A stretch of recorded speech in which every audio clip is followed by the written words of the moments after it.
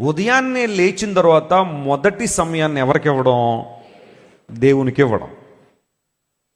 అర్థమవుతుందా మీకు ఈ విషయాన్ని? ఉదయాన్నే లేచిన తర్వాత ద ఫస్ట్ మూమెంట్ ఎవరికి ఇవ్వాలి? దేవునికి ఇవ్వాలి. అంటే అర్థం ఏంటి? నువ్వు ఉదయాన్నే నువ్వు మంచం మీద పడుకో, సోఫాలో పడుకో, కింద పడుకో, నువ్వు లేవగానే ఆ మొదటి గడియ ఎవరికి ఇవ్వాలి?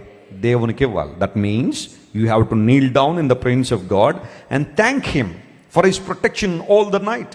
రాత్రంతా దేవుడు మనల్ని కాచి భద్రపరిచినందుకు మనం దేవునికి ఏం చెప్పాలా?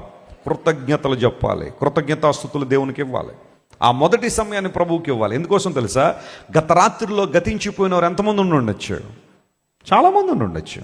ప్రపంచ చరిత్రలో మంచాల మీద పడుకుని ఏ రోగాలు లేకుండా అకస్మాత్తుగా ప్రాణాలు కోల్పోతున్న వారు ప్రతి రాత్రి 29,000 మంది ఉన్నారంట భూమి మీద. 29,000 people are losing their lives on their beds, especially morning 3 to 4 సమయంలో. ఇక్కడ చాలామంది డాక్టర్స్ ఉన్నారు, కార్డియాలజిస్టులు ఉన్నారు. హార్ట్ అటాక్స్ ఎక్కువ మార్నింగ్ 3 to 4 సమయంలోనే వస్తాయట. హాస్పిటల్ ఐసీయూలో ఎక్కువ డెత్స్ ఆ టైంలోనే జరుగుతాయని మొన్న ఎక్కడో ఒక నివేదికలో నేను చదివాను. భయపడకుండా ఆ సమయం రాగానే కొంత టెన్షన్ తెచ్చుకోకండి. యూజువల్గా జరుగుతున్న విషయాన్ని మీకు చెప్తున్నా. దేవుడు రాత్రంతా మనల్ని కాపాడి భద్రపరిచి క్షేమంగా ఉంచాడు అంటే ఆయనకి ఏం చెప్పాలి? మనం కృతజ్ఞత చెప్పాలి.